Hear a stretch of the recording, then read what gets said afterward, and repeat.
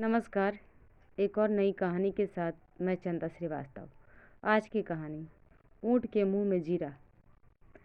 दादाजी और अमर बाहर आंगन में बैठे थे। घर के अंदर रसोई में दादी जी खाना बना रही थी। तभी अचानक दादाजी को कुछ याद आ गया और अमर से बोले, बेटा अपनी दादी से कहो कि मूंग की दाल में जीरे का तड़का ज़रूर लगा दे।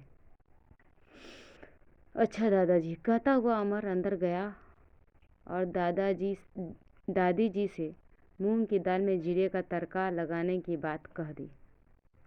हाँ हाँ बेटे, जीरे का तड़का लगा दूँ, दादी जी बोली। अमर बोला, आपने दादी जी से पूछना कि ऊँट के मुंह में जीरे का क्या मतलब है। अमर भागता हुआ दादाजी के पास गया और बोला, दादी जी एक बात बताइए, ऊँट के मुंह में जीरे का क्या मतलब होता है। तभी वहाँ लता भी आ गई। दादी जी ने समझाया, बेटा ऊँट के मुंह में जीरा एक कहावत है। इसका मतलब है कि ज़्यादा खाने वालों को बहुत थोड़ा खाना खाने को देना। ऐसे हाथी को खाने के लिए सिर्फ एक केला दिया जाए तो इससे उसकी भूख नहीं मिटेगी। इस कहावत के पीछे भी एक कहानी है, सुनोगे क्या। अमर और लता दोनों बोले, हाँ दादाजी। तो सुनो। दादाजी ने कहना शुरू किया, एक बार एक गरीब किसान ऊँट गाड़ी में अपने परिवार के साथ दूसरे गांव जा रहा था। किसान की बूढ़ी माँ, उसकी पत्नी, 3 बच्चे उसके साथ थे। रास्ता काफ़ी लंबा था।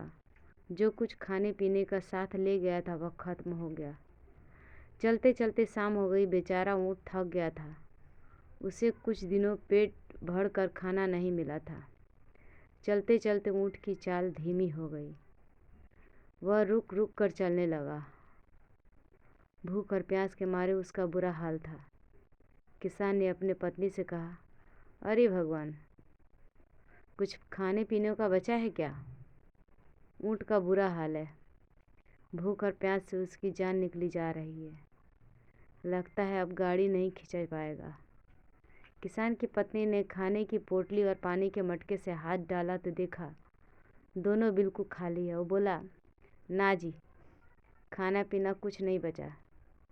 तभी किसान को अचानक कुछ याद आया कि उसने अपने कमीज के जेब में एक कागज़ की पुड़िया निकाली।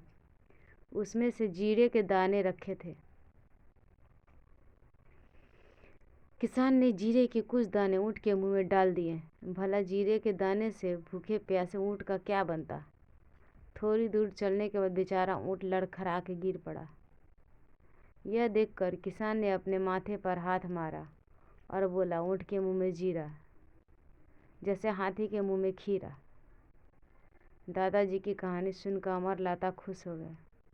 लता बोली, दादाजी, हमें इस कहानी से एक सीख ज़रूर मिलती है।